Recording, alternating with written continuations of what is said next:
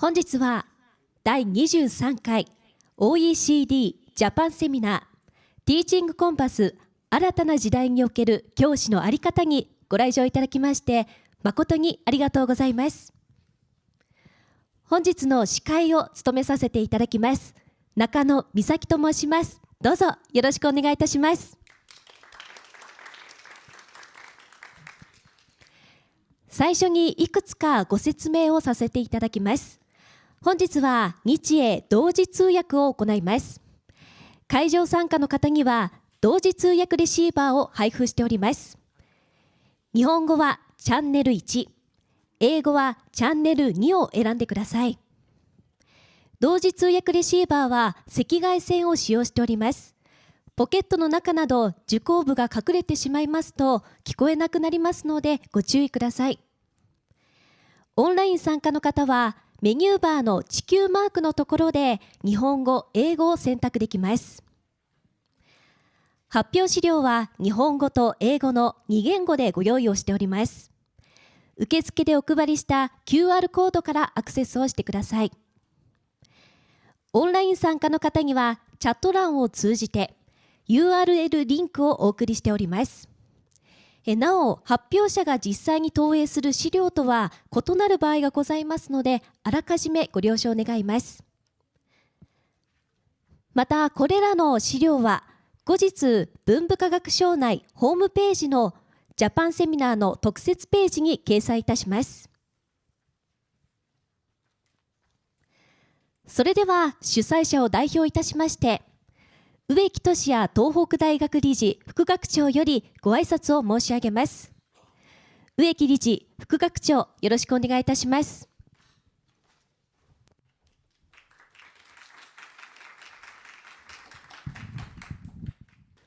Good afternoon, distinguished guests, esteemed colleagues. On behalf of Tohoku University, I'd like to express my great honor and privilege to welcome you to the 23rd OECD Japan Seminar co-hosted by the OECD, MEXT, and Tohoku University. The seminar series has promoted international cooperations in education, enhancing educational practices in Japan, and globally through OECD projects and international exchanges. By fostering dialogue and shaping insights, we aim to address the challenges and opportunities facing education today. This year, we focus on the Teaching Compass, part of the OECD's Education 2030 project. The Teaching Compasses envision future teachers' role and essential competencies and emphasizes teacher agencies and well-being. In our rapidly changing world, supporting education is more crucial than ever to ensure they can effectively guide the next generation. This seminar coincides with the 6th Global Forum on Education 2030, also hosted here at Tohoku University, offering a unique opportunity for international collaboration and co-creation. This alignment allows participants to engage directly with the latest global discussions and contribute to shaping the future of teaching. Tohoku University is deeply committed to realizing the vision of Education 2030. Founded in 1907, we uphold the principles of research first, open doors, and practice-oriented research and education.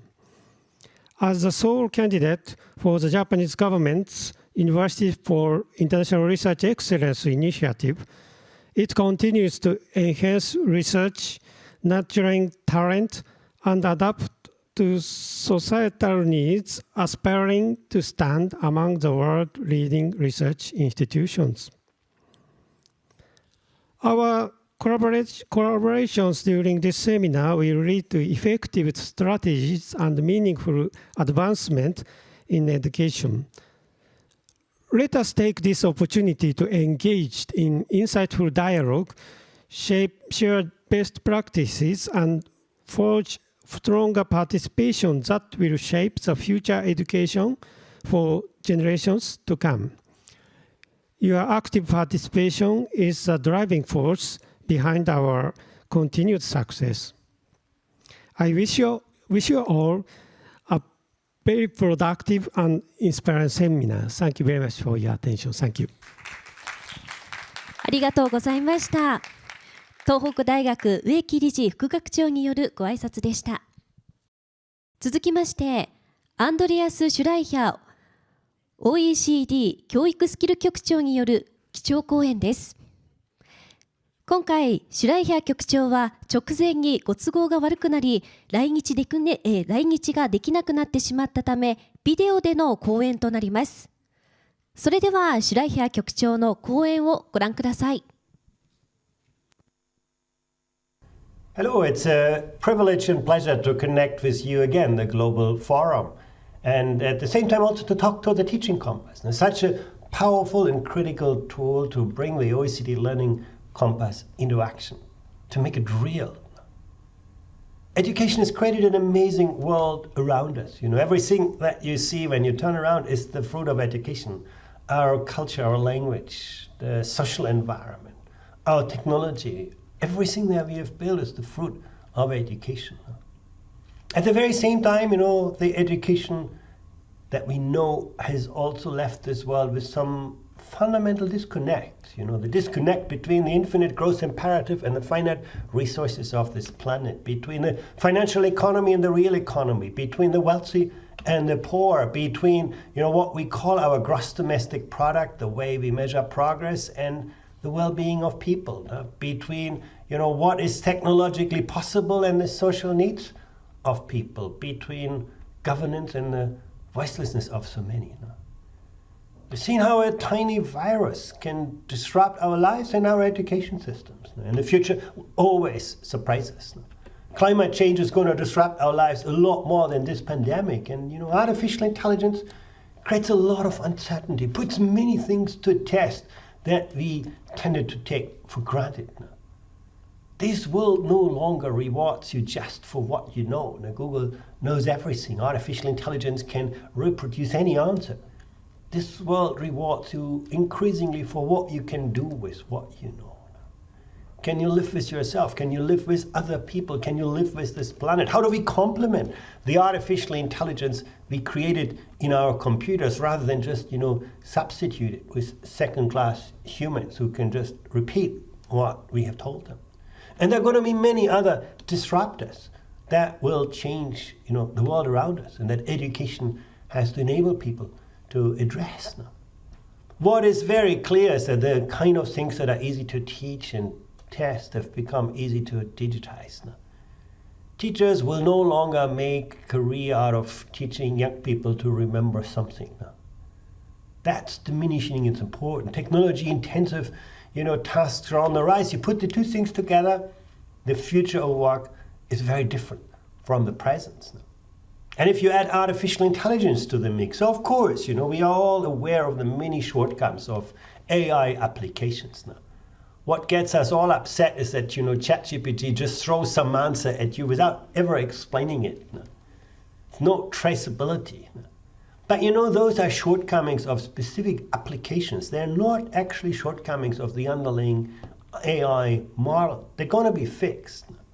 In the medium term, you know, as the training data of AI applications improves, AI is going to get better at understanding you, better at, you know, speaking with you. It will get a broader kind of foundation, like humans, when we learn more things. In the long run, the questions are bigger.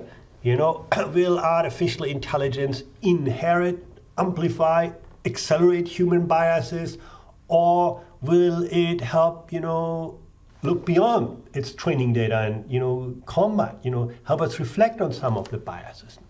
If you're a teacher, is AI going to, reinforce stereotypes by, supporting you to make judgments on people that have been inferred from other people? Or will it help you to see the unique capabilities of the child in front of you, understanding how different students learn differently and embrace that diversity with more personalized, pedagogical practice? No?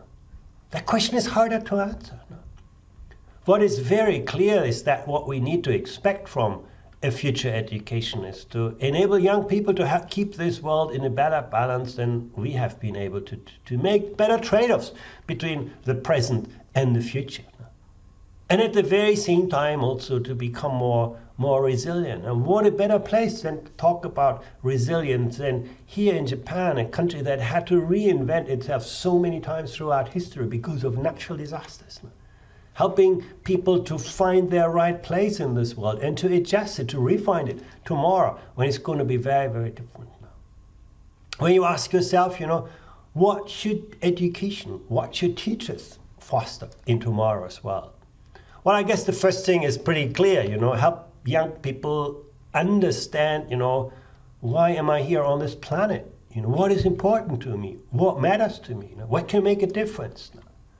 I think that's perhaps the most obvious answer. But, good teachers will also be very, very good in helping young people understand, where their hidden talents are, how they can develop them. Not just offer them plenty of choice, but being a good coach, a good mentor, a good facilitator, a creative designer of innovative learning environments to help young people understand, where they can develop. But what makes us happy in life is always the difference we can make to other people. Great teachers tomorrow will help young people understand what the world expects, what the world needs from them, and also how they can translate, their knowledge and skills and attitudes and values into, better jobs and better lives. Not so difficult to frame, but, how do we observe? How do we see that? Actually, I want to share something with you in the latest PISA assessment. We try to make some of those dimensions visible. Now, of course, PISA from its focus on academic performance, looking at reading, at mathematics and science. But, increasingly, we've looked at psychological well-being, students experiencing positive emotions, being happy with their lives, seeing a sense of belonging, a sense of meaning, a sense of purpose in their lives. Incredibly important in the world in which we live today. The Learning Compass puts a high premium on student agency, the ability and willingness to mobilize cognitive, social, emotional resources. My capacity to influence my own life, to influence the lives of others, agency, co-agency, collective agency, key concepts of the OECD Learning Compass. Emotional resilience. Can you reinvent yourself every day when you wake up in a new world? Engagement with school. Are students not just, passive consumers of what teachers tell them, but active participants in the design implementation of learning environments? The quality of relationships, community vitality. How do students relate to each other? What level of teacher support do they perceive? Can students, find a life beyond school, manage their lives, engage with new lives? And, last but not least, are they open to different perspectives? Can they appreciate different ways of thinking, different ways of working? Incredibly important as well. But let's look at a few results.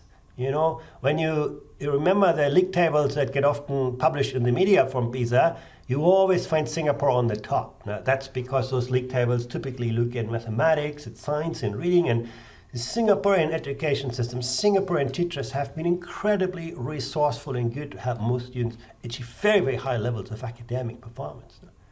But, when you scratch the surface and look at some of the other dimension, Singapore could learn a lot. You can see Singaporean students are not that happy. The orange bar is quite short. They don't show that much of emotional resilience, the capacity to reimagine, reinvent themselves. So once you start to look at, the more, multiple dimensions of the learning compass, you can see actually, success in one dimension doesn't automatically translate to other dimensions. Let me bring you to another country, another small country, Albania, in Europe. it's almost the antithesis to Singapore. You know, you can see the orange bar is the longest among the countries. Albanian kids seem to be very happy. They feel positive emotions. They feel, ownership. They feel that, they have a sense of meaning and belonging in their lives and so on. But the yellow bar is very short. Now, if you compare Singapore and Albania, you might say, well, as a teacher, you have a choice. You either go the Albanian route, you do everything that students feel well, that they're happy, and then, of course, they won't do very well academically.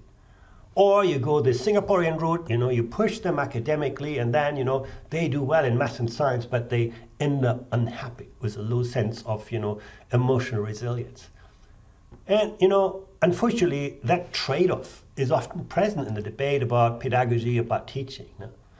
But, data suggests we don't need to make those kinds of choices. You look, for example, at Denmark. It's an interesting case. Danish kids are really good academically. The yellow bar is long. They're happy children. The orange bar is long. They demonstrate a great sense of agency because throughout their schooling, they have learned to take responsibility. They engage in project-based learning experience. They do things, not just learn things. They show a good level of emotional resilience, strong social relationships, and openness to different perspectives and ideas. The point I'm making is, this is what the teaching compass is about. Understanding those different dimensions of student success of the learning compass, and then, bringing them to life, helping students to realize those dimensions, and also different students from different backgrounds. So that shows us that there is a lot, as people say, the quality of education can never exceed the quality of teaching and pedagogy and teachers. So what does all of this mean for education? Let me remind you once more of the learning compass that puts, student well-being at the center, making sure that students develop a sense of purpose, that they can, engage in sense-making, that they see, a sense of agency in their working. Agency, can I mobilize my own cognitive, social, emotional resources? Co-agency, can I work with others to realize bigger goals? And collective agency, can I make the whole bigger than the sum of its parts? And if you look at the learning compass, it highlighted some transformative competencies. Can you imagine, can you build, can you create something of intrinsic positive worth? Taking responsibility. Very, very important in the world of today. Can you actually take responsibility for yourself, for other people, for this planet? And this is very, very closely related to student agency. And last but not least, how can you cope with, tensions and dilemmas? The world is often no longer black and white. Often you need to navigate ambiguity, manage complexity, and manage, resolve tensions and dilemmas for which there's sometimes no obvious analytic solution. So if that's the learning compass, what's the teaching compass going to look like? That, should bring that learning compass to life. And you come to the very same concept. It's about teacher agency, where teachers are creative designers of innovative learning environments, where they have a deep understanding of who their students are and who they want to become. That they develop co-agency, they work with their colleagues in, effective collaborative environments, and they develop collective agency. Let's have a look at this in a little bit more detail. We expect from teacher agency that teachers, see a sense of purpose in their work. They're not just delivering a curriculum, but they see how their students are nourished, how they develop. They develop professional identity, ownership of their professional standards. They're not just delivering prefabricated practice, but they are the architects of, tomorrow's education. They are the engineers of the future of our countries. And they feel empowered by taking part in, professional judgments and decision-making. They have, ownership for their own decisions. When you ask yourself, why do people become teachers? Our Thaler survey tells a really interesting story. The number one dimension that motivates people to become teachers is, to influence the development of children and young people. I want to make a difference to the future in our society, to the future of children. Yes, there's also a motivation by material aspects. Teaching is a stable job, you get a good salary sometimes, and so on. But really, the key motivators have nothing to do with that. They're about, the difference, the agency that teachers feel, the sense of self-efficacy they feel. Now, do our education systems offer teachers the necessary space for that? The picture's mixed, You can see here in the blue part, the share of decision-making for curriculum decision that is with teachers. And you can say, yes, in some countries it's very, very significant. If you look to the Netherlands, basically it's all decided between principals and teachers. No? It's the kind of community in school that owns its practices. No? But if you go to the left side, sometimes there's very little room and discretion for teachers to engage in curriculum decisions. So that's where it starts. So making sure that teachers work with a high degree of professional autonomy and still in a collaborative culture. Also, teacher co-agency is important. It's not just what you do in your classroom, but to what extent are you, working in a strong and a collaborative culture, be part of your profession. And that has to do with teacher-student relationships. Very, very important. We've seen during the pandemic that was the #1 driver of student learning progress when schools were closed. It has to do with the teacher-to-teacher relationships.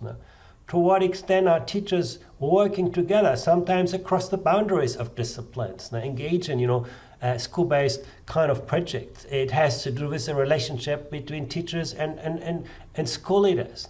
Teacher leadership is important. The relationship with parents. Are parents the clients, the customers of schools, or are they active participants? How do teachers enable parents to play a meaningful role in school? The relationship with communities, technology, and so on. That co-agency is so critically important.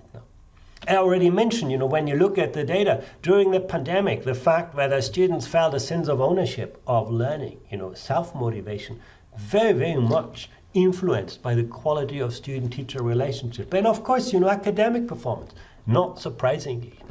It makes such a difference, and we all remember that from our own schooling career. If you had a teacher who believes in you, who supports you, where you feel, understood in where you are and where you want to be, and someone, accompanying you on your journey, you learn with a very, very different kind of passion.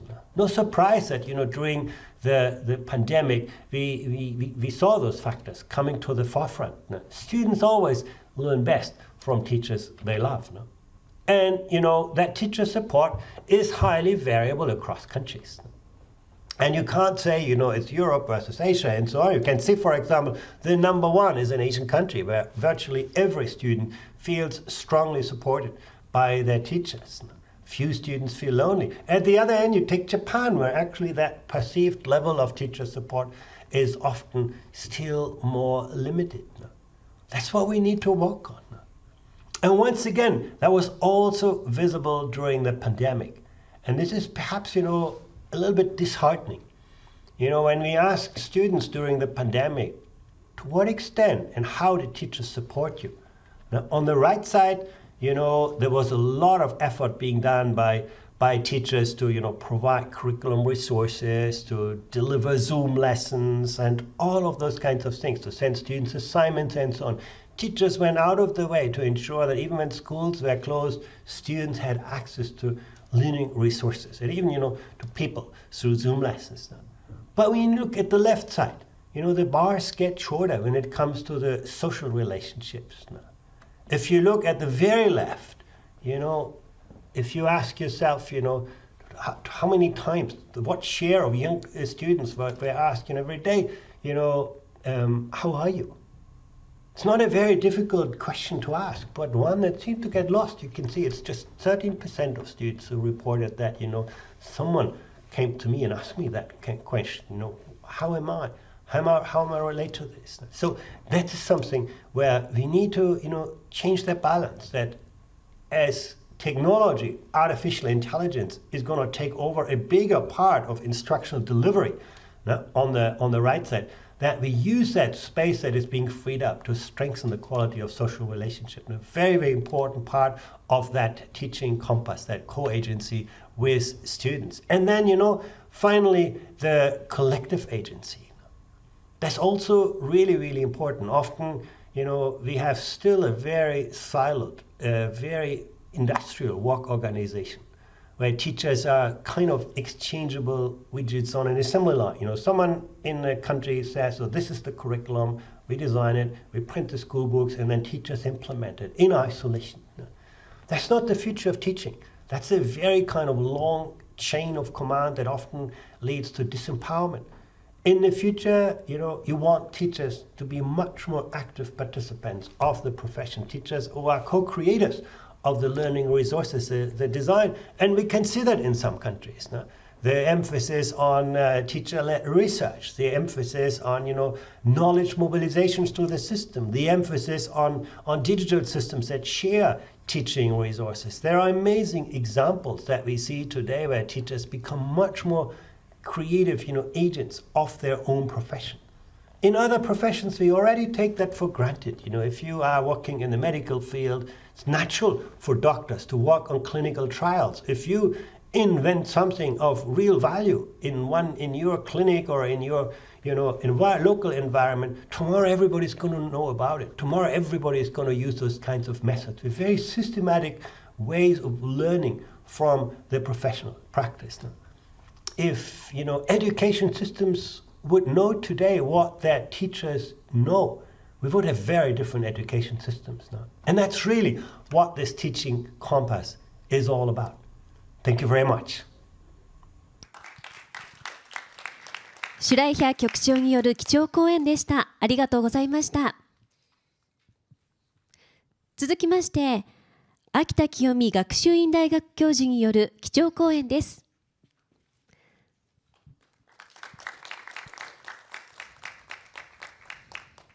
はい、ありがとうございます。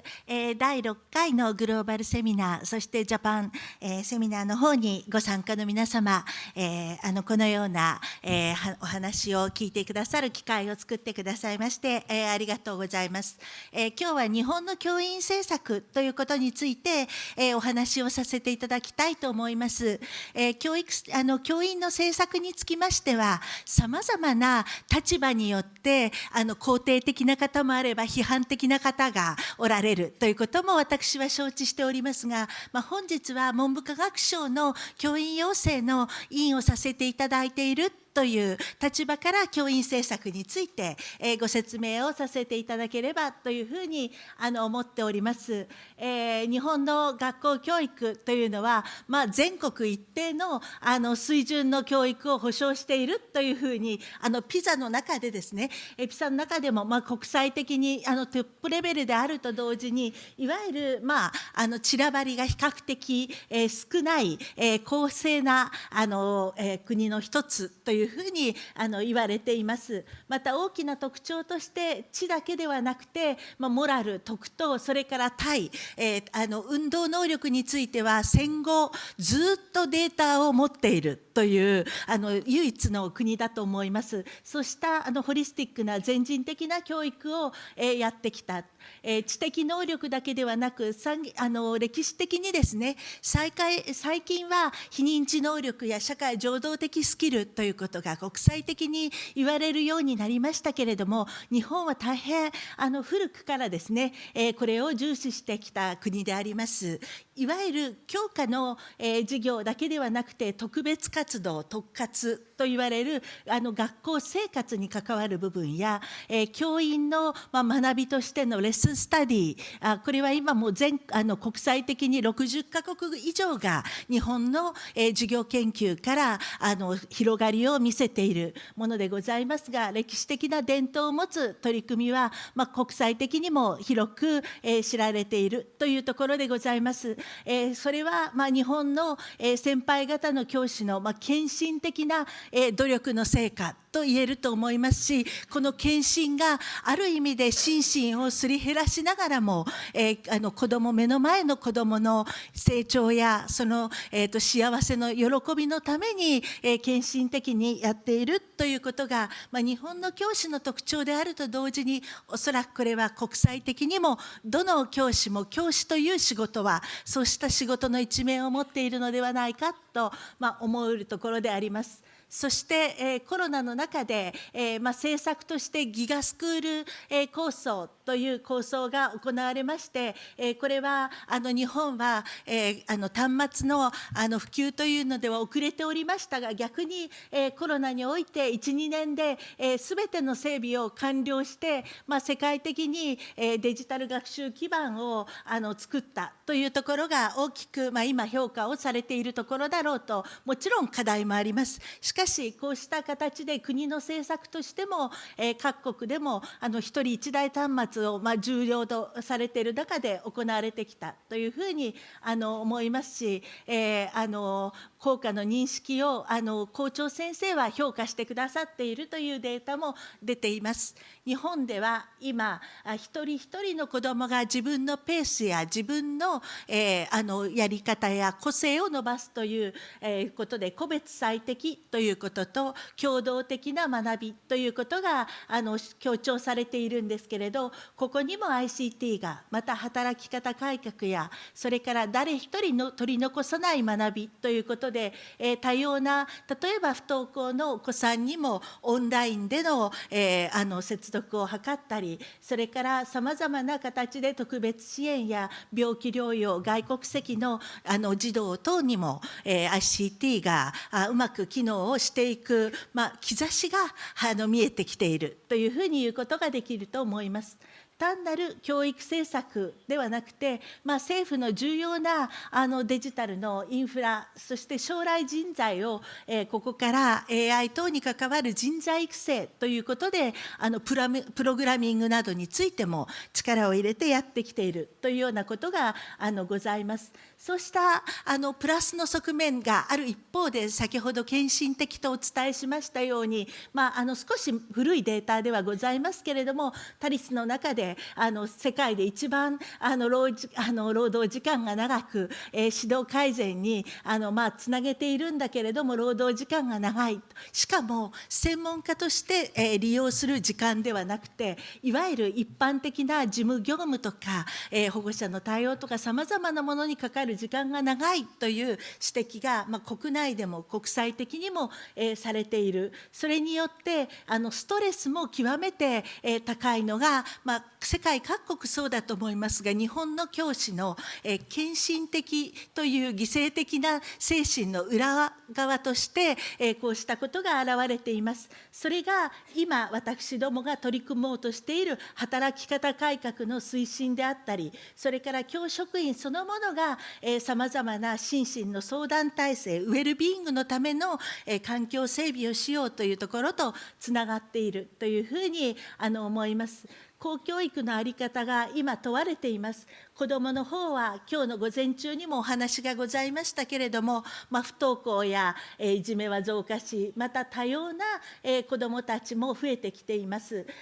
その中で保護者からの対応なども増えてきている。それがすべて教師が抱えなければならない。一方で教員の世代交代は地域によって、日本も小さといっても43都道府県がありますので、その地域によってかなりの違いがあります。そして今若い世代が増えているので、教師不足というのは産休や育休を取る権利が日本では保障されていますが、その間補う先生が逆に足りなくなっているという問題が教師不足として起こっているということです。もちろん給料が安くて募集志願者が減っているというところと、現職としての教師の不足という問題が起こっております。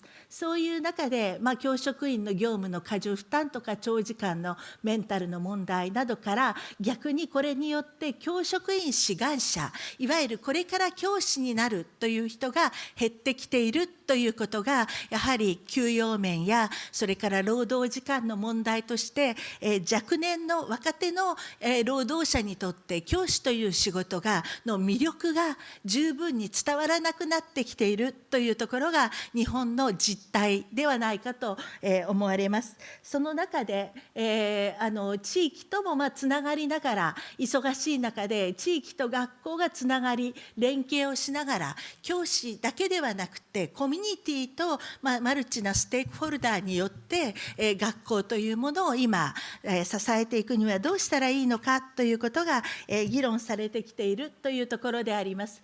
こちらが、今お話をしました教職員の、志願者がどれぐらい減ってきているかというデータであります。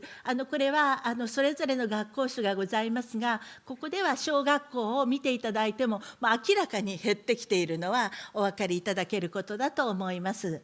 日本の場合には小学校中高の免許というのは大きく2つの原則によってできております。一つが免許状主義であり、もう一つが教員養成を専門にする大学だけではなく、あらゆる学部でその教職の課程を認められた大学であれば教職の免許が取れるということで、主に中学高校ではさまざまな大学で免許ができる、そういう意味では多様な人が教員になれる入り口は広げているというのが大きな特徴であり、また免許状も現在3種類、2種、1種、専修免許状という修士の修了者の免許状もございますが、実際にはおよそ学校種によりますが 10% いくかいかないかというような現状があるというようなところであります。そうした中で、コロナの中、ちょうど日本は、公教育ができてから152年目に今年でなりますけれども、2021年、22年にですね、一つはカリキュラムを学習指導要領が改定になった後ですけれども、すべての子どもたちの可能性を引き出す、学びの実現、個別最適な学びと共同的な学びの一体的展開ということで、カリキュラムとしてどうしたらいいのかという議論、そして一方では、翌年に今度は、どのように新たな教師の学びの姿を、定義し、多様な専門性を有する教員の教職員集団を作るのかという報告書が出ています。つまりティーチングコンパスとラーニングコンパスの両方が、鏡のように回るということを、日本でも今やっており、そして、今年も、今現行のカリキュラムの見直しの報告書というのを出しまして、一方では、教員養成部会の方でこれからの教師の在り方をどういうふうに働き方や免許や、今後の、長期的な展望というのの、両方を今回してきているという、ところであります。その中で特に教員に関しましては、教師のやはりこれからの時代の、コンピテンスですね、教員の資質能力は一体何なのかということを、新たな学びの専門家であるという、教える専門家じゃなくて学び続ける専門家として規定しています。そしてその新たな共通的にそのために、教職課程、教師を育てる大学の教員養成のカリキュラムはどうあったらいいのか、また、現職の教員の、研修の在り方はどうしたらいいのか、教師の新たな学びの在り方というような形で目指すべき教師のイメージとそこに向かう養成のカリキュラム、そして現職の教員の研修を一緒になって、今政策を、打っているというところであります。そして学校としての教職員集団が専門職としての教師の、働き方への改革、学校が担うべき業務の効率化、そしてチーム学校という基本的な理念ですね。学校をコミュニティとして考えるというのは前からあったわけですが、チーム学校としての理念で特に管理職リーダーの、組織的なマネジメントが大事ということを、今議論しているというところであります。こちらがこれからの教師に求められる資質能力ということで日本で示しているものです。学習指導と同時に日本の教師の場合には特に生徒指導という人格的な側面も含めた指導というもの、そして特別な配慮を必要とする子どもが増えていますので、そこへの専門性を高めること、またデジタルということでの ICT の専門性、その背景にはもちろん人間性や、使命感や責任感というようなもの、倫理観が必要だということが、記されているというこうしたものを目指して私たちは教職員のスタンということでその変化を前向きに受け止め教職生活を通じて学び続けるとか、ティーチングコンパスにあたるものを日本ではこんなふうな姿で描き出せないかということで、一人一人の学びの最大限に引き出すとか、子どもの主体的な学びを支援する伴走者であるというような形、また学校の中で教職の資質能力の向上の質の高い教職員集団を実現しようと。そのためには忙しい教師だけではなくて、多様な外部人材や専門家とチームになってやっていこうと。そして教職が創造的で魅力的である仕事であるということが再認識されて、教師自身が意欲を高められてもって働けるようにということが言われているところになっております。改革の方向性として新たな教師の学びの姿のためには、教師自身が主体的に生徒が学ぶという学習観、学び観を変換する、これがなかなか大変でございます。100万人の教師がこれまで一生懸命Teaching is talking、テリングでやってきたものをどうやって教師が生徒のエージェンシーを引き出す形ができるのか。そして2つ目には多様な専門性を有する高い集団を作るためには、校長の管理職のリーダーシップが必要になりますし、教職志望者が多様化していますので、ライフサイクル、その人たちのライフサイクルに合った形を考えようというようなことが行われております。働き方改革については、教師が教師でなければできない仕事は何かということを分類をして見直しをするということを行ってきました。業務の優先順位を踏まえた精選や見直しということ、また学校と何でも学校が引き受けるのではなく、保護者や地域住民との分担をもう一度見直そうということで、これが細かくは説明いたしませんが、基本的に学校以外が担うべきこと、学校が必ずしもやらなくていいことというようなことで、それから教師の業務負担のためにということで、いろいろ分けております。実際にこの見直しの改革をすることによって、平成28年度から令和4年度までの間で教師の労働時間は減ってきているというデータも出ておりますので、さらにこれが深まっていくのではないかというふうに考えられます。これがチーム学校のイメージの図でございます。教員だけではなくて、さまざまな人が一緒に学校の中のコミュニティを作り、そしてそれをまた一緒に保護者でありましたり、地域の人たちが一緒になって地域で子どもたちの学びを支えていこうということでございます。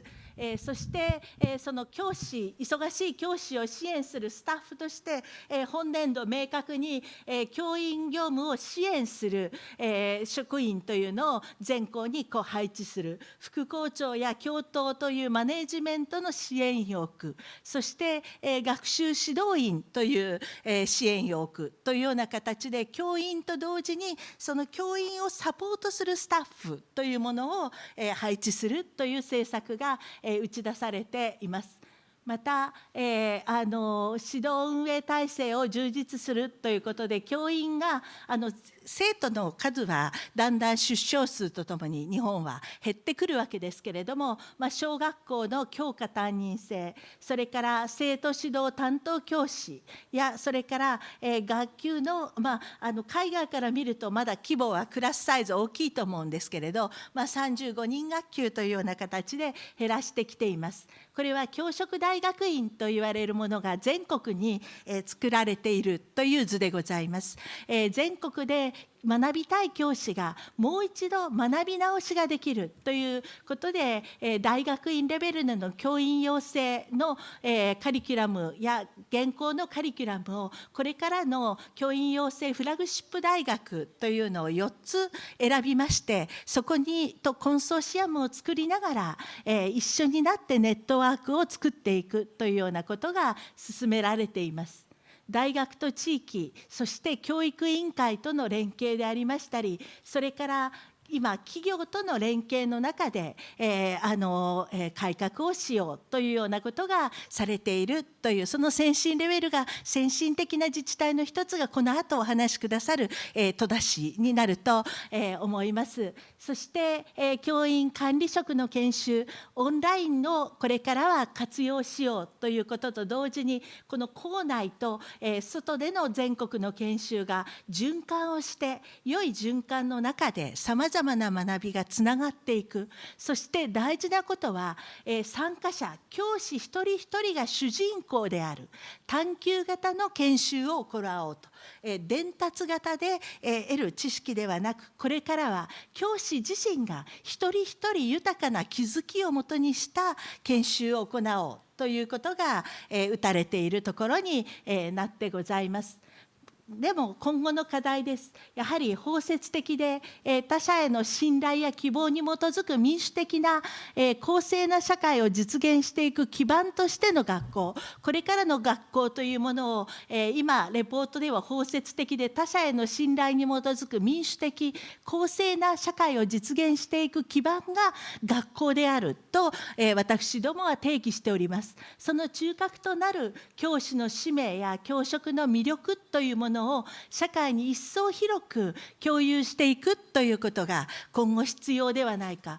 信頼を学校や教師にさらに寄せてもらう。そしてこれからの教育を担う学びの専門職としての教員の資質能力、育成向上のためにもですね、処遇改善、先ほど一番最初に、文部科学省からご挨拶がございましたが、処遇改善、そして働き方改革、教員不足の解消というところで今動いているところですが、安心して働ける、そういう職場をどう作るかということが今問われていることです。そして教師が自ら自己選択してライフステージに、自分の考えるライフステージに応じたキャリア形成を支援できる体制、教員の養成採用研修の中で柔軟にその人一人一人の多様な教師のライフステージというものを我々はどう考えるのかというのがこれから議論されるべきではないかと考えられています。そのためには全国で格差なくですね、教員養成における教育課程とミドルリーダーや管理職の養成の研修、また免許制度採用の、教員採用の在り方、校内の校がこれ学校です。学校内外の、研修の在り方の再検討とシステムの、検討というものが今教員養成部会では新たにそのあたりを議論し始めているところであります。日本の強みを生かしながらも約100万人の教師のために学びのイノベーションが今求められています。そしてそこでの熱い議論が今なされているということをご紹介して大変早口でございますし、政策は多々打たれていますが、メインのところをご紹介させていただきました。以上でございます。ご清聴ありがとうございました。秋田教授によります基調講演でした。ありがとうございました。続きまして、ジョアコスタエデュケーション2030アドバイザリーグループ議長によります基調講演です。それではコスタ議長、よろしくお願いいたします。Thank you very much. Good afternoon, everyone, and thank you for the invitation to participate in this joint seminar. What I was asked to do was now not to be the chair of the Global Forum, but to share with you some of the recent Portuguese policies and experiences that we've had, also sharing the challenges and the difficulties, although I'm always amazed of how much what we're doing in each of our countries has a great resemblance, and to the extent to which our challenges are exactly the same, our questions are exactly the same, although we come from so many different places with so many different realities. I was going through my presentation yesterday night, and I realized that I wanted to say much more than the time that I have, so I will try to rush through some of the things, also because many of the people who are sitting here have been sitting at the meeting of the Global Forum, so some things might be repetitive, and I would like to focus more on one concrete case, and I will try to make a case for our learning and teaching compass to have such a focus on domains like creativity and critical thinking. Well, we already know that, and Andrea's talk made it very clear, that we are living strange times. Maybe everyone has ever lived strange times in the history of humanity, but we are better qualified, we are more aware, and we know especially the speed at which change is happening, and it's sometimes so difficult to cope with the fast pace of this change. I was once talking to my two sons, and they are not very old, they are 23 and 26, and I was telling them how it was when I was doing my PhD in the Netherlands and coming from Portugal to talk to my parents. So I was telling them that I collected coins all week to go to a phone booth and call them, and when the coins were over, there was no further communication until next week. And this was not too long ago. It was only 25 years ago. And they looked at me as I was a character of Jurassic Park because it sounded so weird. And another day I was trying to imagine or to remember how it was to drive when we had paper maps in our cars. I don't think I would still be able to use them, and I got a bit worried about the loss of skills that I'm facing due to this rapid change that we are going through. So there's so much going on, and we talk about education, and in the panel afterwards we'll be talking about teachers and about how much we achieved on education. And sometimes, and Susan Dillon and I were having this little chat yesterday, if we have achieved so much through education, why do we want to change things? But the truth is that the world has changed, our students have changed, and our goals are much more ambitious these days. And it's about the goals and the pillars that we structured the education policy in Portugal in the last couple of years. And when I had responsibilities in the government, I always had these three key words in mind as goals, not as resources or tools. The word success, we always talk about success, but many times we reduce success to statistics. And we want to say, well, my rate of early dropout or absenteeism went down or went up. Our score in PISA is 482 or 452 or 392. And sometimes when we are so worried and obsessed about statistics, we don't really know if we are talking about success. In the sense that success has to be defined as the set of characteristics that we want to promote in the students. And we don't want a student, when we ask, what do you want to be when you grow up? We don't want an answer that says, I want to be an A. Because students don't want to be marks. They want to be citizens. They want to be professionals. They want to be persons. The second keyword is the word inclusion. We talk a lot about inclusion, inclusive education. And I didn't introduce myself, but I'm a linguist. That's my background. I've always worked at university as a linguist, working on language development in children with a foot in educational linguistics. Then I entered the bad life of politician. So I was in the government for 8 years, first as state secretary, then as Minister of Education. And from January 1, I will be the director of the European Agency for Special Needs and Inclusive Education. And this is to tell you that my obsession about inclusion is so high that they hired me. And so I will, but also, again, these words can have so many different meanings. And many times we use the word inclusion, but we are not always talking about the same thing. And we are not always aware of the consequences for curriculum development, for teacher professionalism of the word inclusion. And the third word is citizenship. In most of our constitutions, our legislations, we have beautiful words of, let's say, we want our education system to prepare the students for citizenship. But then when we try to implement it, we get so many barriers and we get so many discussions and debates in our countries, even about the meaning of the word citizenship, because it starts playing with attitudes and values. And reaching a consensus on what to teach in mathematics is more or less easy.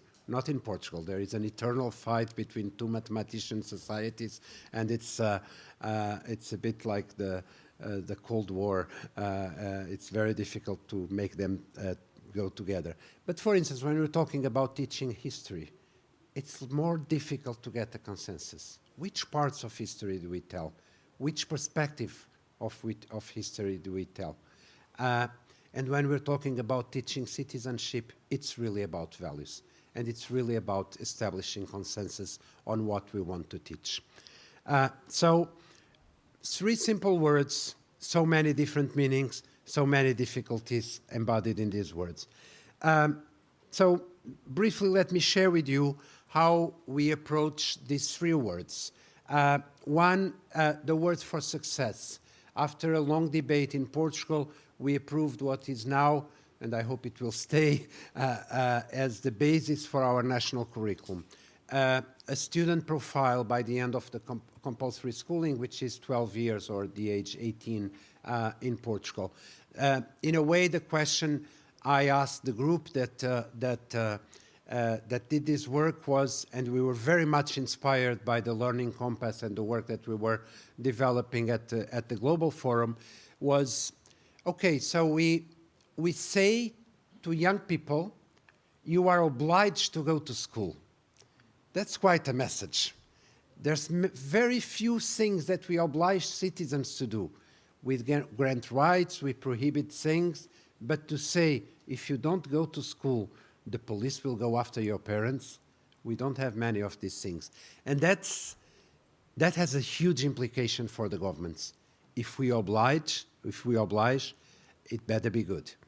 And so the question I asked was, tell me what is the set of competencies, of skills, of knowledge that students who spend 12 years in school have by the end of schooling. And I asked one further question, which was, what I want is that these students that have spent 12 years in school will have the necessary skills to be autonomous and to be able to learn throughout their life, no matter what they will do after K-12. If they start a career, if they continue studying in university, if they become artists, if they become sports players, there is a common set of skills that will be needed in any way. And this is what the result of our work generated. So not only the foundational literacies and skills, yes, school is about knowledge. We talk a lot about so many new competencies. Sometimes we forget that it is about knowledge. That's the place where we go to learn chemistry and physics and how to read and how to write and mathematics. But we have now new demands. We have to go beyond encyclopedic knowledge for all the reasons that Andres mentioned in his presentation. So school is also about reasoning. It's about problem solving. It's about creativity. It's about critical thinking. It's about relationships. It's about, and I will go back to this because it's one of my favorite pieces in our student profile, it's about aesthetic and artistic sensitivity. It's what makes us human. And we need all of this together, and only when all of this has been developed, we can really talk about success. Now, we talk about quality education a lot, And I keep repeating this line to myself and to everyone I speak to. There's no point in talking about quality education if it's not for all. And coming back to the discussion I was having, this very short discussion I was having with my dear friend Suzanne yesterday, we were saying, yeah, but the traditional way of teaching worked for centuries. And I was saying, then Suzanne said, yeah, but the students are different. And I said, and Suzanne, you can correct me if I'm misquoting our private conversation that I'm sharing with everyone. And I said, yes, but it worked for very few. It worked for the elite. And now we are much more ambitious because we want democratic schooling. We want to educate everyone. And that formula that worked for the privileged ones is doomed to fail when we are talking about everyone. And so our take on inclusion and the legislation we developed on inclusive education, which is very, very, very, very ambitious. And I was so happy to see it reproduced in Toda City, that we are working exactly with the same model, with the multi-tier response system, with the response to intervention system, with multidisciplinary teams. It has to do with curriculum development. In the following sense, first, we assume that all means all. That is to say, when we're talking about inclusion, we are talking about including the girls that in many countries still cannot study. Think of Afghanistan. We are talking about children with cognitive or physical impairment that for many years were left out of school or were segregated in special institutions. We are talking about the immigrants that don't speak the language of the country. We're talking about the children that don't have the good support family. We are talking about those coming from a low socioeconomic status. And we are talking about intersectionality. Because, for instance, in my country, if you are black and rich, you are in a better condition than if you are white and poor. But if you are black and poor, you are in a much worse condition than if you are white and poor. So you see ethnicity being together with socioeconomic condition, many times with sexual orientation or gender identity, and these things are all together and mingled. That graph on your right hand is, that image is a bit the history of what we had in Portugal. We started having an exclusive society. So if you haven't, and we can just focus on impairment, on cognitive or physical impairment. If you have some kind of impairment until the 50s last year, you were excluded, you were left out. There was no role for you in society. Then in the 50s, 60s of last century, we created special institutions, special education schools. And yes, we started taking care of these children, but they were segregated. So we grew, I grew up in the 70s and 80s, and in my school, there were no impaired children. Only in the 90s, we made the move of started bringing into regular schools all those who had some kind of difficulty. But being inside the school, and we took major steps in a change in the legislation in 2008, being inside the school does not mean that you are included. It may mean that you are integrated.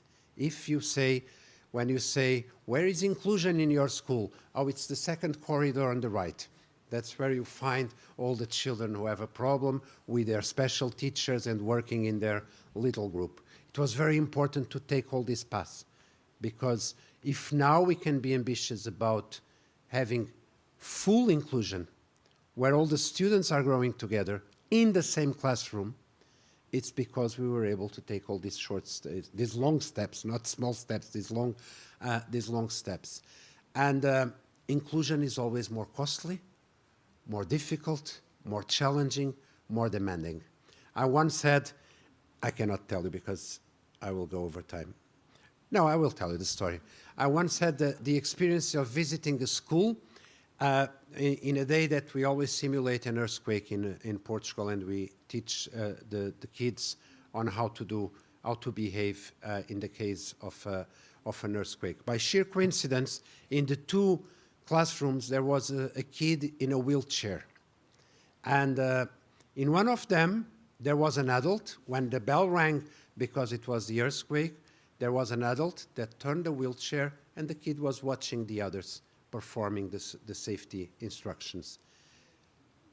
In the other one, there was one 7-year-old that ran out of his desk, grabbed his friend from the wheelchair, dragged him under his desk, and protected him. This one was included, the first one was integrated. Now, this class had so much work.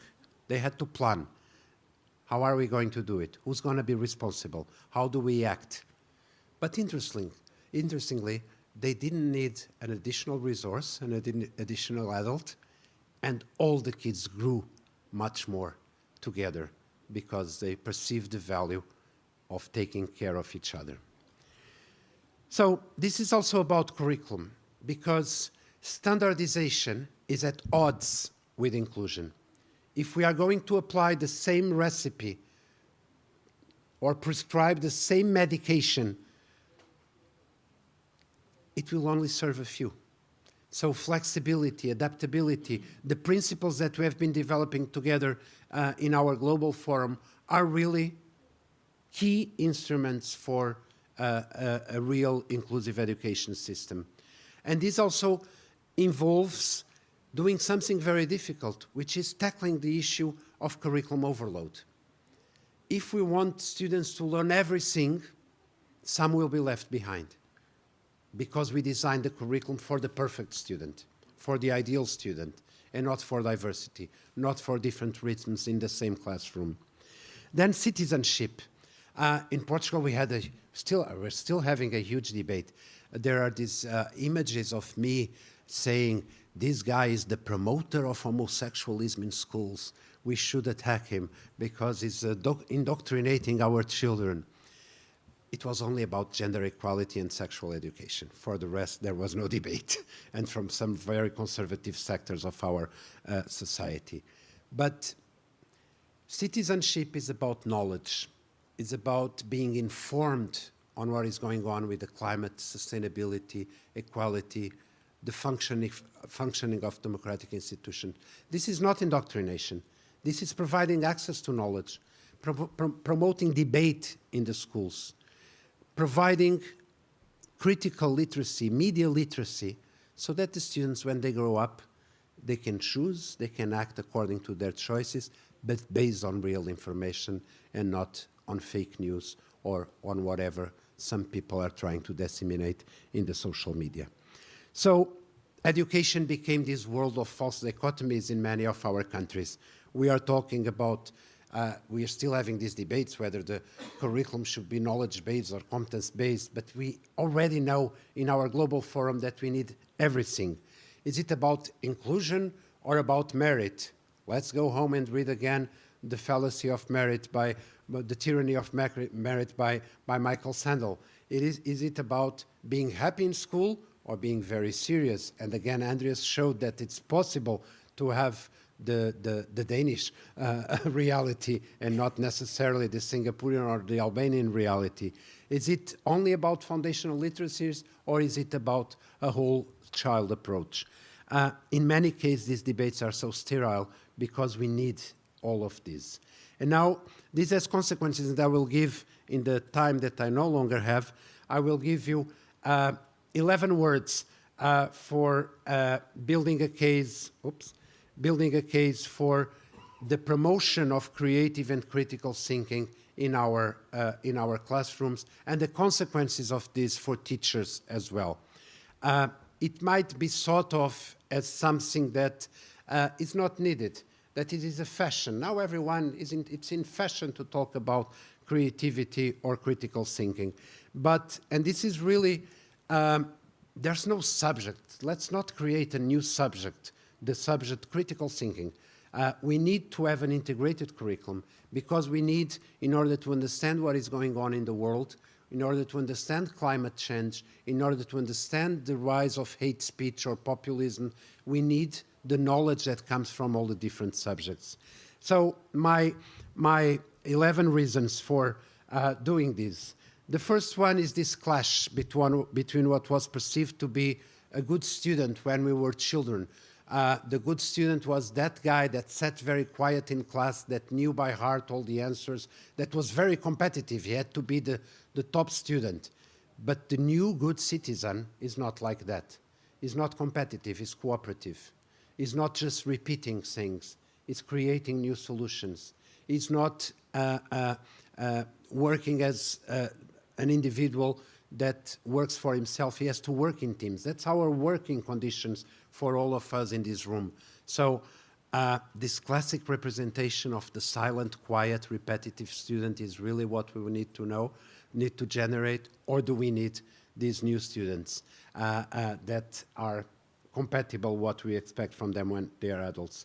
But we can go back in time and think of our old scientists, the ancient philosophers. If we have artificial intelligence now, it's because we had some guys in Greece thinking about the essence of the world. And they were not repeating any curriculum. They were just, you know, walking and strolling and talking and wondering. And they were creating. They were not repeating.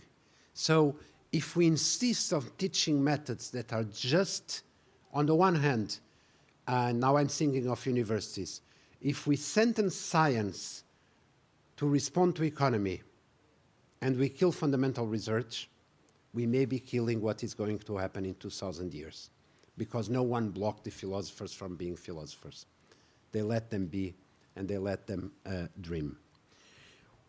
Third reason, we have this navigation to do in this world of information. Students are hyper-stimulated with information, and they need critical knowledge. They need to know that when you see a face next to a sentence, it does not mean that that person said that. I love this image of Einstein saying, I never said that, because there are so many images of Einstein with sentences that he never uttered or would ever utter if he knew that they were going to be used.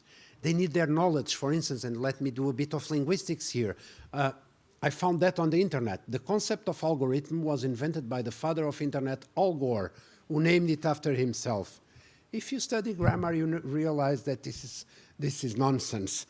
So you integrate your knowledge of grammar into the evaluation and assessment of fake news. But we also need creativity to develop novel approaches to and novel metrics on how we evaluate our systems. We were talking about the impact of what we are doing at the Global Forum. If we only take PISA and the academic performance of PISA as an impact measure, we will never get there. We'll never get to this holistic approach to education. We will always come back to more traditional teaching of mathematics and language and science. And what Andreas explored was a very good example of this. We are aiming at more diversity and more inclusion in our education systems. This is all about imagination. This is all about creative thinking. The persons who wrote the Universal Declaration of Human Rights were creative. They were open to new solutions. They were not just making counts. Let me give you an example, a horrible example. If we had just people making counts, slavery would still be the rule. It's so much cheaper for employers. It's so much cheaper for social welfare expenditure, but it's about human rights. So someone thought that it could be different and that everyone could have the same rights. And this is because imagination was a potential in the minds of these people. We also know that now we have all the machinery to provide answers, but are we asking the right questions? So when we are promoting the teaching of creative and critical thinking, we are driving students to know how to pose questions. And that's the thing that the machine will never be doing more than we are, because we are good at creating new questions, at wondering, at wanting to know more. Also, related to this, the process is very important. What we witnessed in the mathematics classes in Toda city was very interesting. The teacher was more interested in knowing how the students got to the result in their mathematics problem, about the process, and the processes that the students were taking in this one class were also different. Some were writing, others were drawing, others were working with diagrams, others were decomposing the mathematic formula. And this is, again, something that is very humane. It's not a machine-only process. It's how we get there. Because in the face of the unexpected, in the face of the unforeseen circumstances, there will be no fixed answer. It's new, so we have to master processes. Also, this question we ask children again, what do you want to be when you grow up? We don't know. This is by now something that everyone says, that we don't know what will be the jobs in the future, but we do know about many jobs that will disappear. Some of them, in my opinion, unfortunately. I never go to automatic cashiers in the supermarket. I like to talk to people. And I refuse to go to those that only have automatic cashiers. My ninth reason, and I'm quoting here the book by the neurologist Antonio Damasio, Descartes' Error. What he shows in this book, it's an amazing piece of research, is that when we make decisions, we use emotions as much as we use reason. So if we don't educate students' emotions, we are not helping them to make the right decisions. We can take very simple examples. I'm walking in the evening in Sendai. I don't know the city. I see one very bright street, one very dark street. Which one do I choose? The shiny one. Why? Because it makes me feel good. There is no reason, no rational reason, because I have no knowledge whatsoever on what happens in each of the streets. And so educating the emotions, educating creativity is also about helping students making good decisions. This is something that I mentioned yesterday. Creativity and critical thinking is time-consuming in class. It's so much faster to post something on the blackboard, tell the students copy, and say the same thing in the exam day. That's very fast. You can teach everything and much more. Now, democracy is about debating. It's about seeing, exploring complexity, different solutions, different paths to achieve the same goal. And so when we explore creativity in the curriculum, we are also open up space for creating democratic values. And finally, just because we are humans, when we are talking about creativity, we're always revisiting the need for having a curriculum that is full of arts and humanities. Poetry, theater, film, dance, we need that in the schools. And why? There's only two things that separate us from other animal species. One is language, the other one is art. And I mean, we have never seen a cow in a museum being amazed with a painting. But we have this capacity of stopping and being awed and amazed and surprised by our capacity to create. And so if we are concerned about human development, we are concerned about the role of the arts and creativity in the curriculum. Now, I will skip one note I had here, that this has great consequences for assessment. Who are we assessing, what, when, how? Because if we're talking about an integrated curriculum, if we were talking about wanting to develop students who are creative, critical, we cannot just assess them in memory. We have to assess them in different ways. If we're talking about inclusion, we have to refuse some of the standardization in assessment in order to be inclusive in the assessment as well. I will keep this and finish with this. All that I have said has a lot to do and severe implications for our teaching compass on the one hand, but especially for initial teacher preparation and for the professional development of teachers. We are demanding a lot from teachers, so we have to provide. We have to equip them. We have to listen to them. We have to work with them. And we have to have preparation models that are open, we give the tools to the teachers to communicate with other resources. We have to prepare for interdisciplinarity and not just teach the subject that the teachers are going to teach. We have to induce flexibility. The university classes for preparing teachers have to be a model.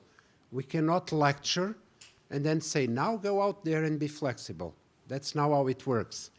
It has to be compatible.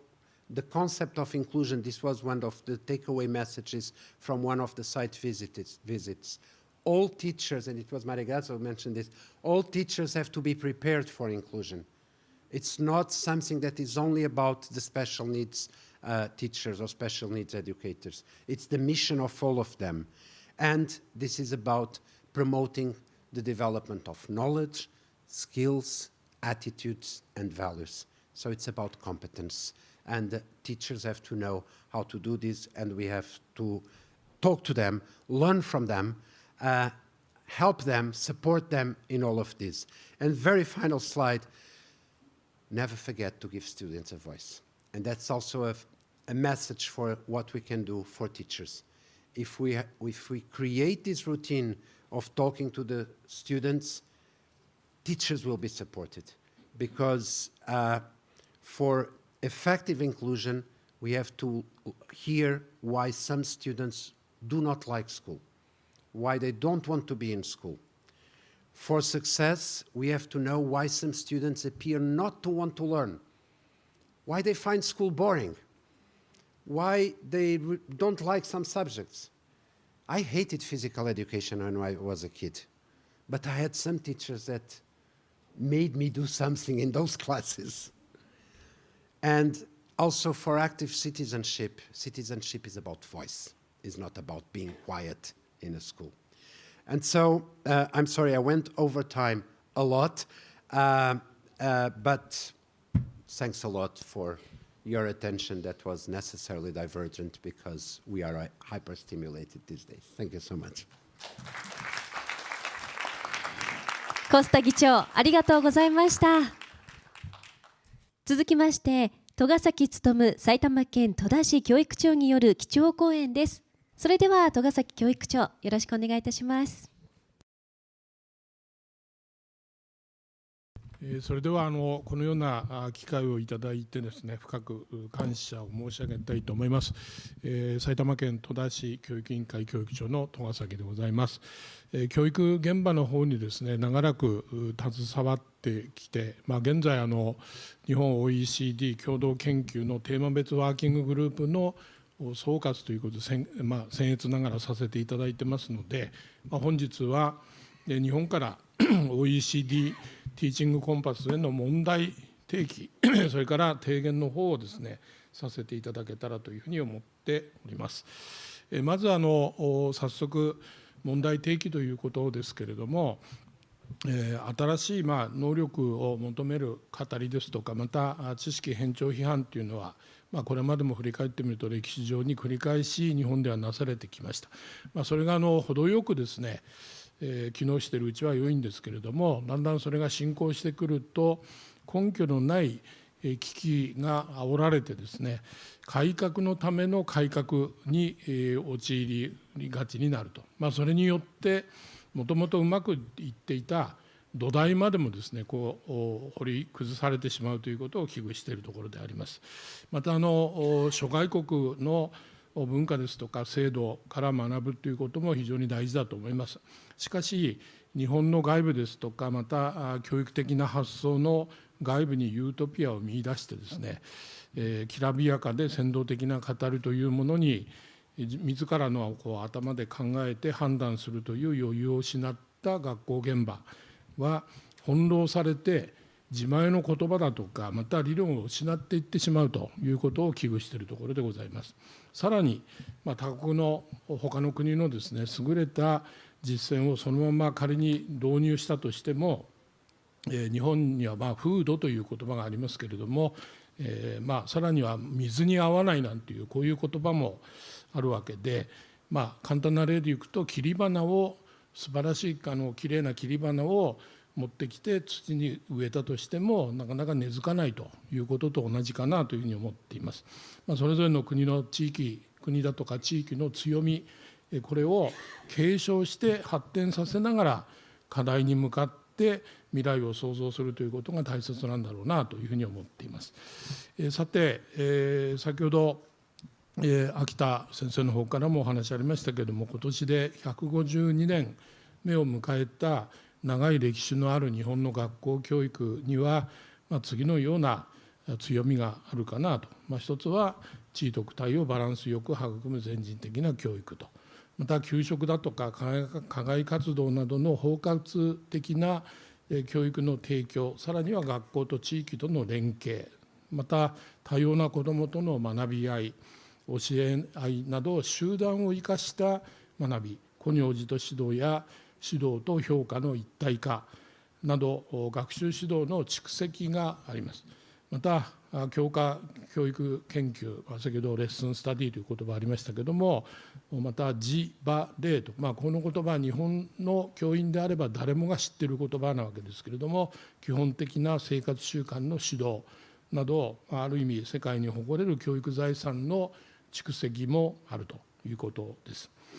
また日本中どこでもですね、学習指導要領を踏まえてカリキュラムを編成しているということから、一定の水準の教育を受けられ、それもですね、しかも教員免許を取得した専門性のある教師が指導をしていると。さらに学習機会、また学力や全人的な発達成長を保障するということに加えてですね、人と安全安心につながるということも、そういうことができる居場所っていうんですかね、いわゆるセーフティーネットとしての福祉的な役割も学校が担ってきたと。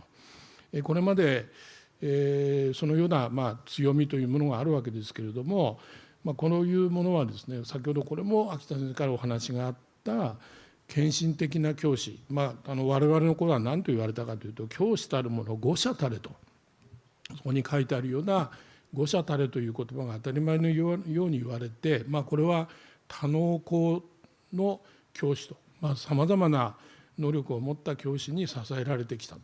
ただその維持には負担軽減だとかさまざまな働き方改革というものも不可欠に今なってきているということであります。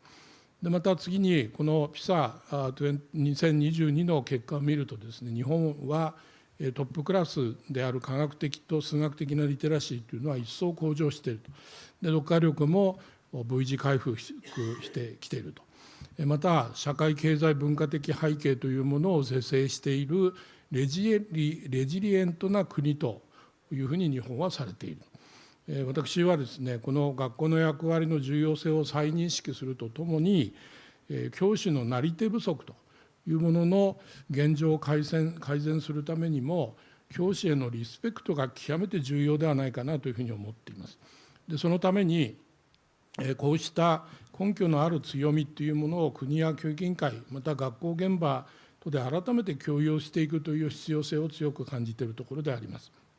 で OECD の諸国でも変革のプロセスマネジメント自体に注力をしているということで、日本においてもですね、単に課題に取り組んでいくだけではなくて、教育観とか教師観とか、こういう根本と強みを改めて再認識して社会における教職の再価値づけ、これを行う変革プロセスそのものにもですね、力点を今後置いていく必要があるんではないかなと考えております。で次にこのグラフを見ていただくと、有名な表ですのでお分かりだと思いますけれども、社会の中で教職の価値づけっていうんですかね、それがされていると感じる教師の割合と生徒の学力との間に相関関係が示されているものなんですけれども、日本は国際的に見ると社会の中で教職が価値づけられているというふうに感じている教師の割合、これは低くなっていると、こういうことがあります。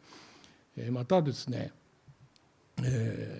2018年のこの他律調査、これも先ほどお話ありましたけれども、日本の教師の1週間あたりの勤務時間は小学校で 54.4、中学校で56時間と、3カ国の中で最も長くて平均の 38.3 時間というこれの 1.5 倍にまでなっているという現状があります。今はだいぶ先ほどの秋先生の話で改善されてきているわけですけれども、で日本の教師が行ってきたこういう全人的な教育というのは国際的に評価が高いんですけれども、この数字を見てもですね、やっぱり負担というものは大きいんだろうなというのが見て取れるかな。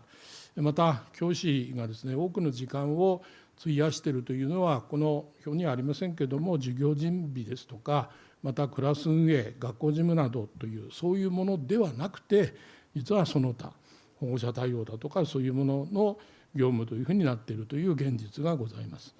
でまた今年8月ですね、中央教育審議会は質の高い教師の確保のための環境整備に関する答申を提出しました。これは秋田先生のスライドと重複しますけれども、ここでは学校における働き方改革の加速という一つ水色の部分と、学校指導体制の充実というオレンジ色の部分、さらに教師の処遇改善というピンクの部分、どうも処遇改善にばかり目がいってたわけですけれども、そうではなくて一体的総合的に取り組んでいくんだという方針が示されたところであります。さてここからはですね、日本からそのティーチングコンパスへの提言ということで僭越ながらさせていただきたいと思います。まず1点目は教師のエージェンシーに関することであります。この概念の中心にあるのは、教師が社会からの過剰な要請や流行の教育論に振り回されることなくですね、教師一人一人が自前の言葉や文化、また独自の理論、こういったものを持つということかなというふうに思っています。また関連して先ほど来出ている共同エージェンシーというそういう概念、例えば日本の教育におけるちょっとマニアックな言葉ですけれども、率託同時の指導と支援ですとか、また教師の学びと子どもの学びや相似系とか、さらには出覧の誉れと、こういった日本独自の考え方というのは、児童生徒さらに教師が互いに支え合って成長する、互恵関係というんでしょうか、こういったものが大事だとなっています。でこういう例から教師のエージェンシーとして結論定義したいのは、生徒主体の学びを支える専門性と、これをですね提言をしたいと思います。でこの共同エージェンシーということについては、ここもぜひ提言したいのはですね、指導と支援のバランスということであります。日本ではかつて教師は指導者ではなくて支援者であるということで言われて、支援という言葉を強調しすぎて指導を手控えてですね、教師が傍観者になってしまうというような傾向もありました。その後もどうもまだ現状の日本では指導イコール強制というこういうイメージが払拭されていないように思われます。当然教師が出過ぎると子どもの主体性が損なわれる。その一方でそれが指導不足では当然基礎が定着されないと、こういう危険もあります。要は大事なことは指導と支援のバランスであって、また子どもから学ぶということ、そういう姿勢も非常に重要かなというふうに思っています。その例としてですね、大阪の泉大津市立小津中学校での取り組みを挙げたいと思います。この小津中学校では生徒が学校を作るということを大事にしています。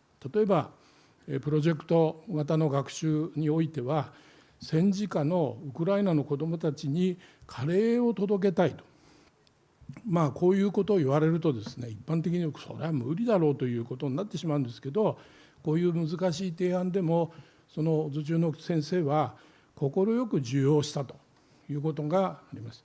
また月1回の職員会議、これをワークショップにしたり、また日々の連絡っていうのはスラックというものを使って会議をなくしていくと、さらに職員室をフリーアドレスにすると、こういうような取り組みをして生徒たちの提案をですね、すぐ教師間で互いに共有できるようにして、教師が持つ最大限の人的資源というものを活用したことで、生徒の意見を学校に反映しやすくすると、こういう取り組みをしていました。次にですね、OECD のエデュケーション2030の生徒部会というものが取り組んだお散歩ワークショップという例を紹介したいと思います。教師と生徒、時にはですね、学校外の人も一緒に散歩をするということです。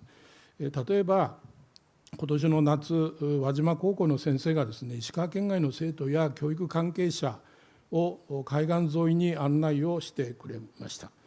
そこで生徒たちは目の前の現実から歴史、地理、数学、美術などの視点に気づいたようであります。震災前後の変化というこういう抽象的な概念、これをですね、教科と横断的な視点で掘り下げていったということで、これによって内容をつなぎ合わせる学びというものへと進化をしていったのかなと思います。もう一つの特徴は、教師ができるだけ準備をしないということであります。学ぶ環境を事前に整えすぎないと、こういうことも大切かなと。これは修学旅行ではなくて、いわゆるお散歩と呼ぶゆえんなのかなと思います。社会はある意味予期せぬ出来事であふれています。リアルな状況で問いを立てる力だとか、また臨機応変に対応する力、自律的に学ぶ力を育てるということが目的であります。教師は、これも盛んにずっと言われているわけですけれども、日常生活と教科を結びつけていくと、こういう専門性も求められるのかな。ただし偶然から生まれる深い学びには型がないということで、テンプレートとかまたチェックリスト、よく教師は用意しがちになってしまうんですけれども、それを使いすぎると道具が形骸化して効率性を追求するあまりですね、教師自身の創造性を失ってしまうと、こういうことも危惧されるのかなというふうに思っております。さらにですね、これはちょっとすいませんね、ここですね。日本の強みであるはずの教育課程というものが実施段階で課題となる事例と重なるかなと。近年、これは私が勝手に言っていることなんですけれども、スマートであっても子どもの学びが浅くなっているという、こういう授業が往々にして散見されるということにもつながっているのかなと思っています。受講の目指す授業の風景画ですね、どういうものを目指すのかという風景画が校長と教師とまた保護者、生徒、場合によっては地域との間で共有理解されて、教師自身が教育課程や授業をデザインしているという教育課程や、また授業づくりのオーナーシップ、この感覚をですね、しっかりと持つということが必要なんだろうなというふうに思います。今インターネットで知識に今は簡単にアクセスできるからこそですね、深さ思考というものを重視して中核的な概念、ビッグアイデアというようなものをですね、掘り下げていって質的に深く学ぶことで量的にも多く学べると、こういう意味でのレスイズモアという言葉、この具現化の必要性というものの必要性が改めてですね、教師に自覚されてしかるべきなのかなと思っています。で、提言の2点目ですけれども、教師のウェルビーイングについてであります。教師という職業は子どもたちの未来や社会の未来、これを担う重要な職業でもあるにもかかわらず、その知的刺激だとか挑戦の機会というものが減少して、いわゆる信頼とか尊敬が揺らいでいるという、こういう現状が多くの国で、日本だけではなくてですね、報告をされています。日本からは献身的で責任感の強い教師の持続可能なウェルビーイングの確保のために、教師の自己犠牲が当たり前ではない、そういう教師像と、それに伴う新しい教師への社会的理解、これをぜひ提言したいなというふうに思っています。日本はですね、ご覧のとおり1995年の阪神・淡路、また2011年の東日本の震災、そして今年の能登半島地震など、震災による多大な被害をですね、これまでも経験してきました。こうした経験を踏まえて、平時から命を中心に据えた教育というものを意識しております。災害時には多くの教員がバーンアウトを経験した教訓から教師のケア、これも重要視されているところであります。加えて被災地支援に入る支援者も少なからず被災していると、こういう現実があることから支援者のセルフケアというのも非常に重要になるのではないか。災害時に全国から教師、また栄養教諭、スクールカウンセラーなどを迅速に派遣できる仕組みというものはですね、平時からのコミュニティ作り、これも大事かなと思っています。一例として兵庫県教育委員会が設置しているアースというこういう取り組みは先駆的な取り組みになっているわけですけれども、ちょうど文部科学省は全国にこういうアースのようなデエストと、こういう仕組みを作ることを今年発表してですね、こうした実践には今後も注目が集まっていくのかなというふうに思っているところであります。また教師のウェルビーイングを支えるために AI の活用も考えられます。ただ現状ではですね、学校にさまざまな新しいツールやプラットフォームを導入することが学校の負担を強いてしまうと、強いることになってしまうということも留意しなければならないということで、今後ですね、AI が教師の目や耳として授業進捗を示したりだとか、指導案作成を支援するティーチングアシスタントとしての活用される提案、これももっともっと増えていいのかなと。また日本でも中学生が AI ツールを開発者と共同でデザインするというような事例も報告されています。このように教師と AI の関係性、これを二項対立にしないことで、学校現場と企業が共同で開発する新たな産学連携、これにもですね、私たちは大変期待をしたい、こういう可能性も見えてきているのかなと思っているところであります。で、3点目につきましては、教師の資質能力を論じる際の視座であります。OECD のティーチングコンパスにおいて、教師の資質能力の根底にあるのは、教師の価値観であるとされています。例えば子ども観や授業観など、これまで重視され当たり前とされてきた価値観を今一度見直す、問い直す必要があるのかなと。近年多様な子どものニーズに対応する教師へのニーズ、これも増えてきています。そこで教師の資質として多様なその背景を持つ子どもたちを想定できる、こういう教師、そして目の前の子どもたちの一人一人の異なるニーズに応じてですね、臨機応変に指導法を調整する教育的タクトを発揮する教師、こういうものを提言したいなというふうに思っています。この教育的タクトというのは、教師が個々の生徒の状況ですとか感情、それを素早く察知してですね、経験や勘に基づいてその場に応じた柔軟で適切な対応をする能力ということになろうかなと思います。こういう教育的なタクトを教師が発揮するためには、これまで重視してきた先ほど申し上げた価値観、そういうものを問い直すとともにですね、教師を支える制度、これの整備も必要になってくるのかなというふうに思います。その一例として、日本で不登校の子ども10年連続、おそらく近々11年連続になるかもしれません。学校によっては不登校の子どもが学校に来た際に過ごすことのできる校内教育支援センターがあり、1000人の教員が配置されています。本市でもそういうのを設置しました。さまざまな経験ができる学校内で通常学級が難しい生徒にはですね、安心できるそういう環境が提供されています。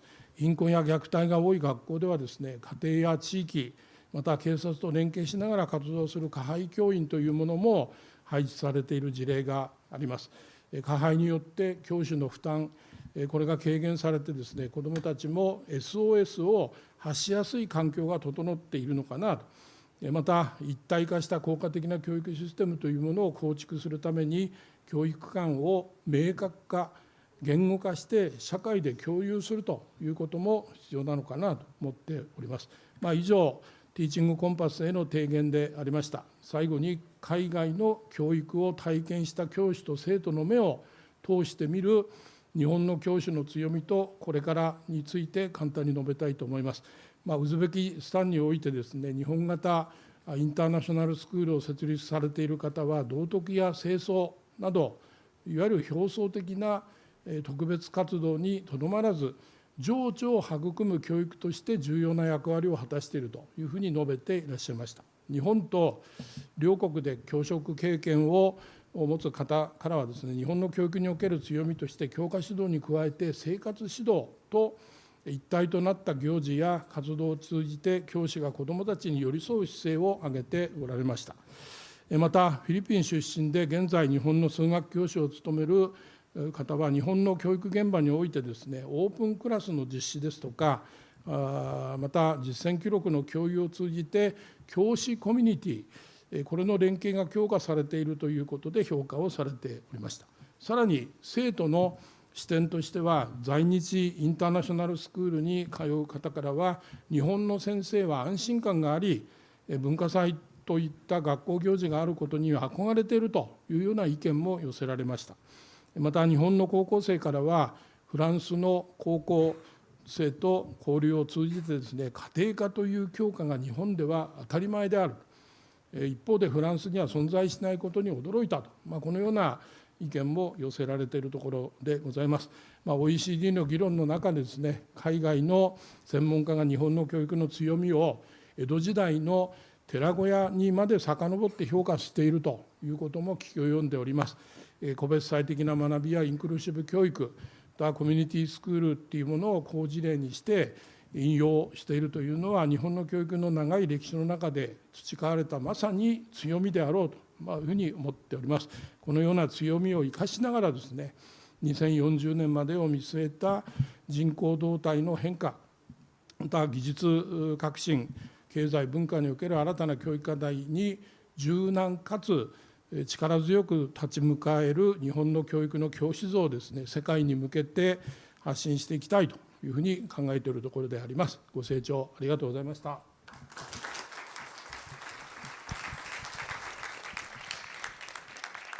戸ヶ崎教育長、ありがとうございました。